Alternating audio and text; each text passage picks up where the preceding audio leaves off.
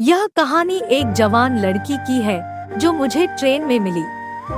मेरा मन तो पहले ही उसे देखकर बावला हो गया था और वो भी कुछ कम नहीं निकली। मेरा नाम आर्नव है। मेरी उम्र 26 साल है। मैं मुंबई के रहने वाला हूँ और यहाँ सरकारी नौकरी की तैयारी कर रहा हूँ। जब मैं बैंगलोर एक इंटरव्यू के लिए जा रहा था, उस दिन ट्रेन में ज्यादा भीड़ नहीं थी। मेरा रिजर्वेशन वातानुकूलित बोगी की द्वितीय श्रेणी में था। मेरी नीचे की सीट पर एक औरत थी जिसकी उम्र करीब 50 साल की होगी। मेरी सीट उसके ऊपर वाली थी। सामने की दोनों सीट खाली थी, उन पर कोई नहीं था तो मैं नीचे ही बैठा रहा। आंटी से थोड़ी बातें होने लगी और शाम करीब 8 बजे उन्होंने खाना खाया और दवाई लेकर सो गई। एक लड़की मेरे पास आकर वो बोली कि ये मेरी सीट है। मैंने उसके कहने पर वो नीचे वाली सीट खाली कर दी। फिर वो लड़की अपना सामान सेट करने लगी। मैं उसके बदन को देख रहा था। मेरी नजर उसके बदन को नाप रही थी, लेकिन मैंने उसको इस बात का एहसास नहीं होने दिया कि मैं उसके बदन को निहार रहा हूँ। जीन्स में एकदम कमाल लग रही थी वो। मैं उसके पूरे बदन को ताड़ रहा था कि तभी उसने मेरी तरफ देखा तो मैंने अपने फोन की स्क्रीन में देखना शुरू कर दिया। उसने कहा, सुनिए। मैंने जवाब दिया, आपने मुझे पुकारा?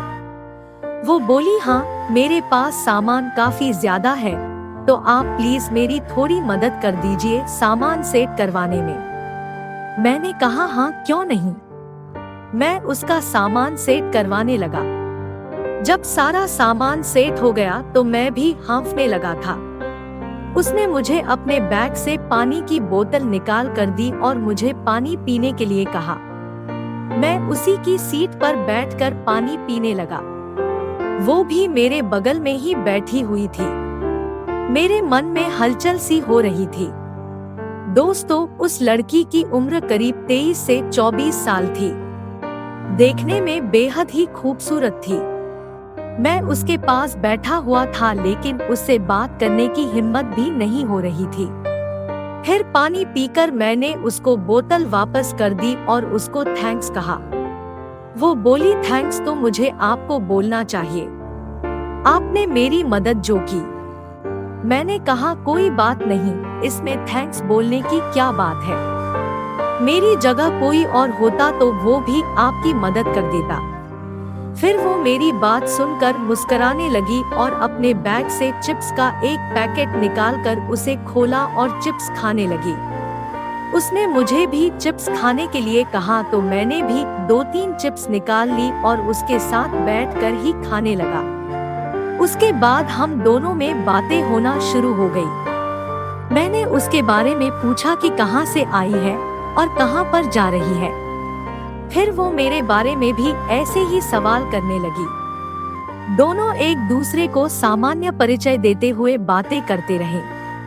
काफी देर तक हम दोनों के बीच में बातें हुई और उसके बाद वो भी मेरे साथ काफी कंफर्टेबल हो गई। मैंने उससे कहा कि आप भी थकी हुई होंगी, थोड़ा आराम कर लीजिए।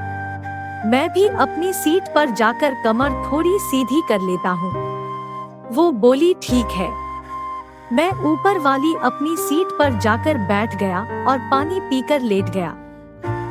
मैंने देखा कि वो लड़की अपनी सीट पर बैठी हुई थी। वो किसी से फोन पर बात कर रही थी और बात करते हुए ही उसकी आंखों से आंसू भी निकल आए थे।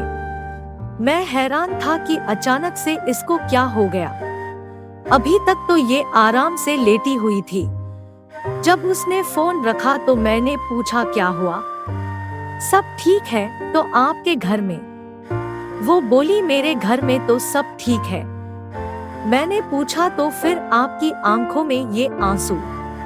वो बोली, मेरी एक दोस्त का फोन आया था, सालों से वह बाहर रहता है। ये बात सुनकर मैं उसके पास ही बैठ गया। उसने मेरे कंधे पर सिर रख लिया और मुझसे लिपट कर रोने लगी। मेरा भी गला सा भर आया। वो लड़की बहुत ही प्यारी थी, इसलिए उसको रोते हुए देखकर मेरा मन भी दुखी हो गया था। मैं उसके कंधे को सहलाने लगा, उसे सांत्वना देने लगा। कंधे को सहलाने के बाद मैं उसकी पीठ को सहलाने लगा। उसकी मुलायम पीठ पर सहलाते हुए मेरे बदन में गुदगुदी सी होने लगी। अब करुणा की जगह आसक्ति ने ले ली थी। मैं जानबूझकर उसकी पीठ पर हाथ फेरने लगा। वो भी चुप हो गई थी और उसने मेरे गले में अपनी बाहें डाल ली थी। अब मेरा हाथ उसकी पीठ को अच्छी तरह सहला रहा था। मैं बीच बीच में उसके कंधे को भी दबा रहा था। पता नहीं उसके मन में क्या चल रहा था, लेकिन वो अभी भी मुझसे से ऐसे ही लिपटी हुई थी। उसने आराम से अपना हाथ रख लिया और मुझसे कसकर लिपट गई। अब मैं भी उसकी मंशा समझ चुका था, इसलिए अब कोई खतरा नहीं था।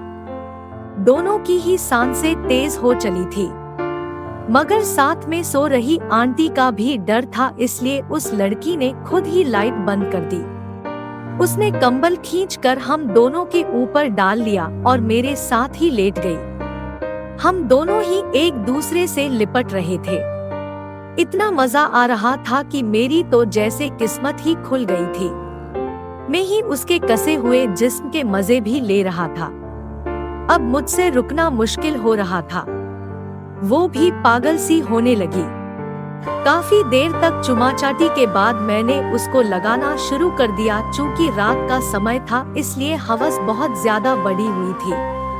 एक फायदा ये भी था कि उस वक्त तक बाकी सभी लोग भी सो चुके थे और बोगी में लोग भी कम थे। करीब 10 मिनट बाद हम दोनों साथ में झड़ गए। जो आनंद मुझे मिला वो मैं यहाँ पर बता नहीं सकता। हम दोनों ही हाँफ रहे थे। वो 2 मिनट तक मुझसे लिपटी रही, फिर वो मुझसे अलग हो गई। उसने लाइट जला दी और मेरी तरफ देखते हुए मुस्कुराने लगी। मैंने भी उसको एक फ्लाइंग किस दे दी। फिर सुबह उठने के बाद मैंने उसका नंबर ले लिया और उसने मेरा नंबर ले लिया। फिर तो अक्सर हमारी बात होने लगी। मुझे चाहे काम होता या न होता, लेकिन मैं उसके साथ सफर पर निकल पड़ता हूँ।